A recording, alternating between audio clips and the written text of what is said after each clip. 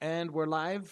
Hello, welcome back, SEO fanatics, to this week's SEO news for week 4. So, previous week, gathering all the news and then discussing them. I've got Linus and Casper, my two co hosts. My name is Frederick. We all work at PrecieseDigital.com. Sorry, the best agency in the world, especially for SEO. Am I right? Hell Of course. There you go. yeah. Thumbs up. All right. So, let's just dive right into it. Um, Small little fun news here. Bing now hides Google results when you search for Google. That's funny. I thought that'd be worth sharing. They should probably, right? But it's almost like it feels like Search Explorer, whatever. No, now it's called Microsoft Edge. Should hide like Chrome, download Chrome searches, which is the only thing it's good for. So yeah, I don't know what really here. Small little rivalry going on. I think it makes a lot of sense. Yeah, It does. right. Yeah, of course. I mean, it makes a lot of sense. Yeah, it's not like they have market dominance and are abusing it as Google. Like they're still the good players here, it feels. But yeah, the next one here is Google's search quality lead, Chris Nelson, which I just learned his name today. I didn't know. His LinkedIn bio says he detects and treats AI generated content, amongst other things. Now, this was sparked because somebody looked deeper in Google's some other documentation around them being able to detect. There was proof of them being able to detect AI content. I've always said why wouldn't they try this? It's probably an enemy to quality of search. And Casper, you had a pretty fun comment there. That's quite Yeah, relevant.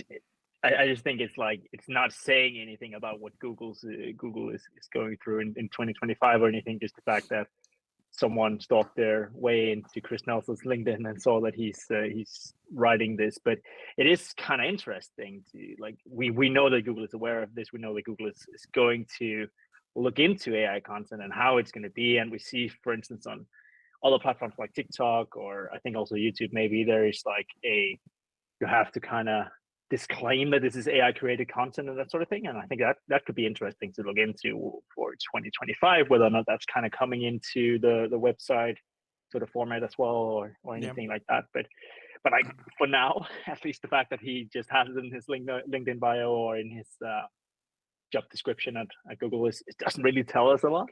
Yeah. No, I would refer back to any guidelines. Google has previous old school guidelines around what is spam. Always. And yeah, don't just generate for generation's sake, but Exactly. again, is it quality to just create an AI generated content and throw it up? No. And so, I think if you detect AI content, Google, what they do is they detect the quality of AI content and start ranking it. I would not want my website to be flagged as 100% pure AI. No, of course I not. agree. Right, 100% no. but nobody says Google will dismantle it. So that's the danger. I think it's the if you feel like that's a bad thing to be flagged as, don't do it. you know. So yeah, just another little hint at what might be coming. Yes, Aleyda Solis. We all know her. She's the best. This was a little tip on LinkedIn somebody shared with me. The most overlooked international SEO configuration. We always talk about hreflang, etc., but what about those crawlable links on each page? Like you're on, pink dresses for the French market. You click English market, and that link is crawlable, discoverable, and it redirects to the pink dresses page in UK. That's actually a really good point and something that I think we tell clients to do, and it's good for UX, but we forget the SEO implications. So, just a great tip. Thank you, Aleyda. I think that's a good one. Might be harder to implement, but if you already have your hreflang, you're pretty much set to go, right? So, Yeah. very, very nice tip there. Manual spam actions now being implemented in Europe. So we've covered this previously that Google is starting to punish these domain abuses. People using like a Forbes very strong domain to just publish affiliate crap content. Pardon my French.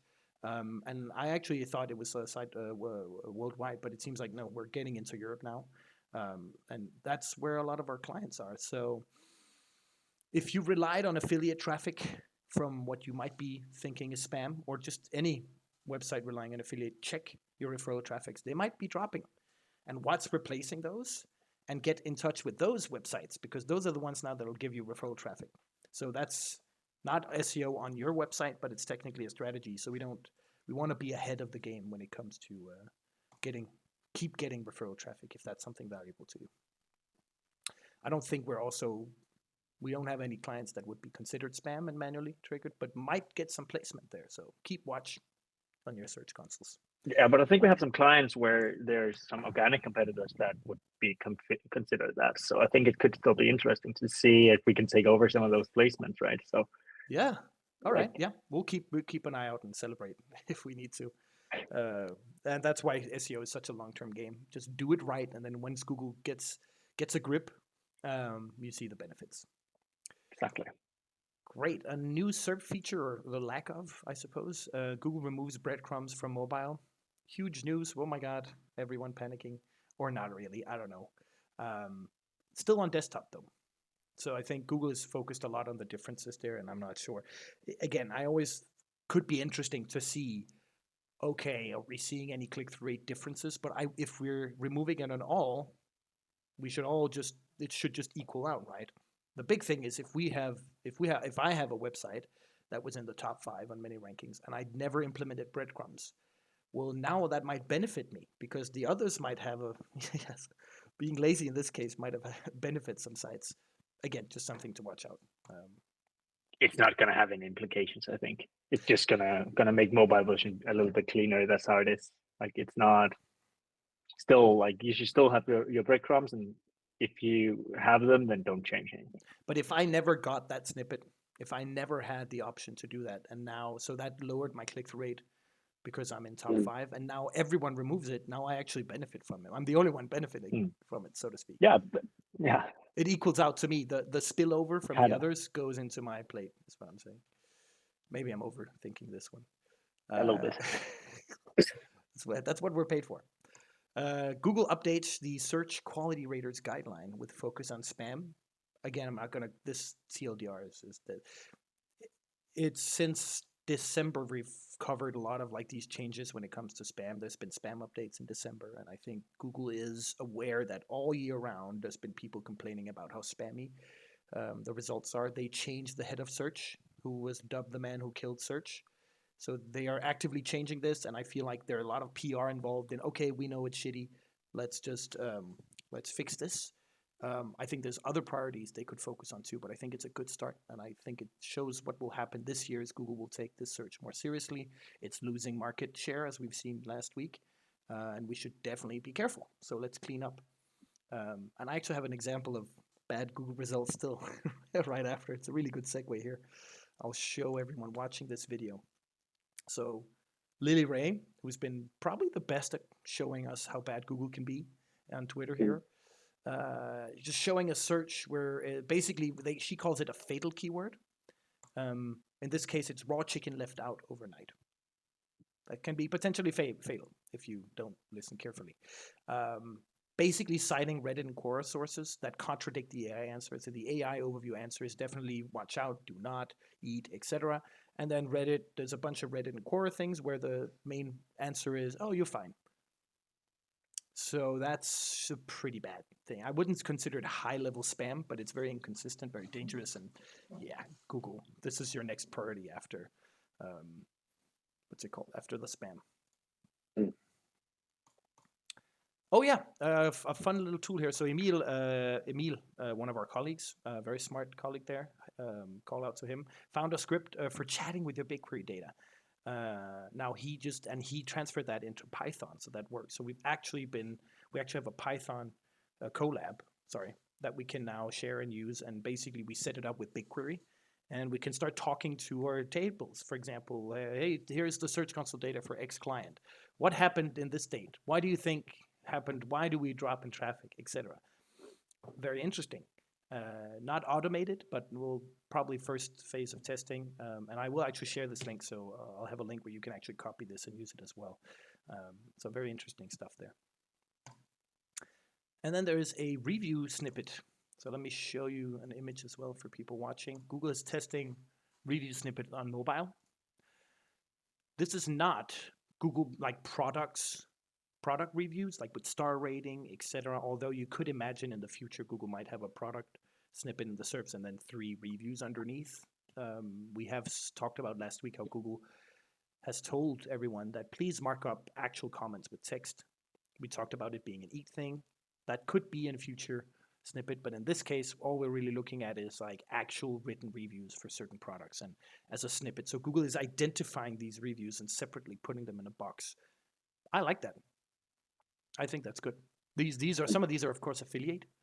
I know I write reviews for other things that are not affiliate, but I like that Google is taking it as a separate thing and kind of giving people the choices. Is it a review you want? What is it? I think that's good. So yeah, I'm a fan. I think it's quite interesting because like the exact example here with Serverlove, where it's like the 14 best running shoes, the 8 best running shoes, the 6 best running shoes, and so on. It's very much the same kind of links that goes into something like ChatGPT or Perplexity when they gave out like answers, AI generated answers as well. They also go through some of these maybe more affiliate, more review sort of. If you want to have a review of the best running shoe, for instance, it goes directly into these sort of results here and portrays that as an AI result for you. So I think it's kind of interesting that they're going somewhat in the same direction with these sort of set features in LLMs as well. Yeah. Again, the query for anyone who might not be able to read this: which company sells the best running shoes? That you could expect an AI overview answer that just says this company, or here are 3 companies, and then we remove any affiliate, we remove any work. It's all been mashed together. And honestly, at this point, Gear Lab might be really good. They might have tested these. They might have a professional runner on it. Like, I know my reviews are based on experience. I review watches in this case, but still, I think they're very good. I've had a lot in my end. So I think this is better. This is great. And we're giving the user the option. I don't want reviews. I just want an answer. Okay, then go down and see the list of other results. So yeah, I think it's a good thing. Alrighty. Oh yeah, and mark up your reviews. I do that. Very interesting article on the 3 different types of AI search engines and what strategies to adopt for each. It's a very, very top level here. I know there's the classic LLM with a basic training data set. Boom. We've got the search one, and then we've got the hybrid.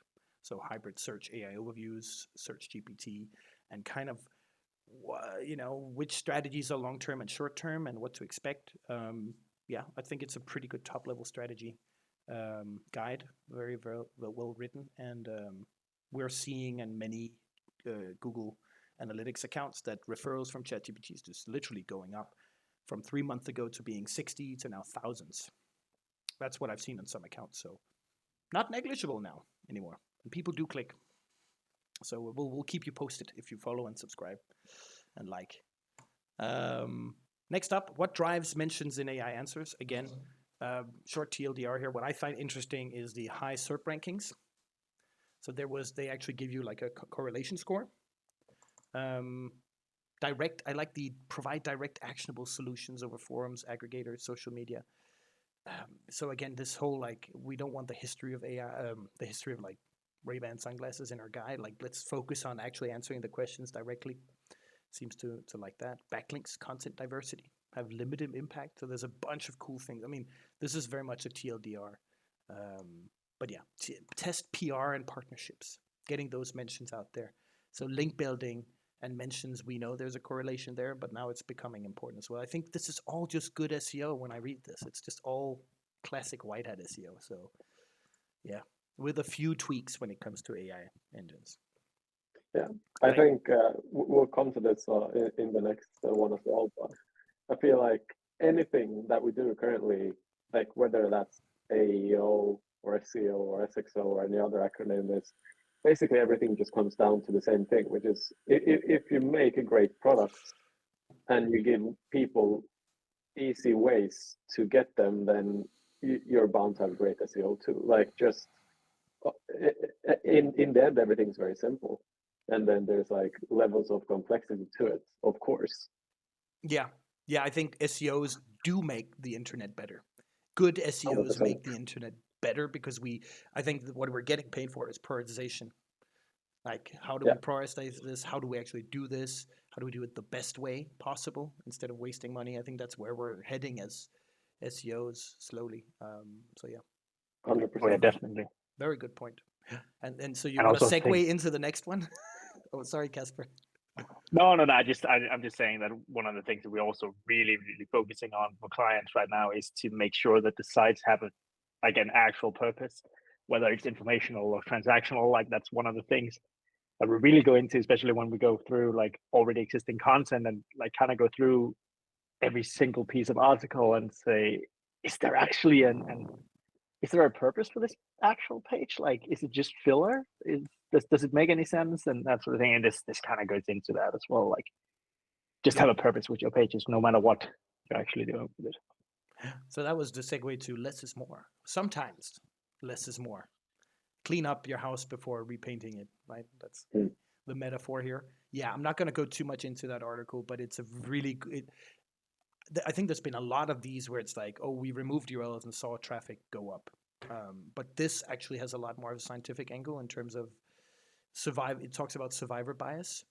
So, for example, when planes from Second World War would come back, they would all have bullet holes in certain areas, and so they would reinforce those areas. But those are the ones that survived. The ones that got shot down were actually shot other places, like the engine. So survivor bias is a real thing, and I really like the metaphors they use there. Have a look at it. It's a must read. Finally, but not less important, we have the future of SEO as seen by Aleyda Solis, one of the greats. And I have a TLDR here, and I think we can go through a few. What's the future of Google? It'll retain dominance with personalization and AI-powered SERPs. And then how will SERPs evolve? More personalized, AI-driven features, knowledge panel, and shopping-specific tabs. That's what we're seeing as well. So yes, again, any of these that you disagree with, honestly, I'm completely on board. I agree with everything. I think this is maybe one of the best reads we've had, like on SEO news for I don't know, half a year or something. Like I thought this, like she's spot on everything. Especially like I think we all thought like ChatGPT would throw it, like they'd disrupt everything. But you also like what she's I think touches upon in the article is like you can't discount the amount of data and like power Google gets from being like the dominance they've had over the search like niche or landscape or whatever. Like that people still use it and it's still so good just like speaks to their dominance being retained, at least for the short term.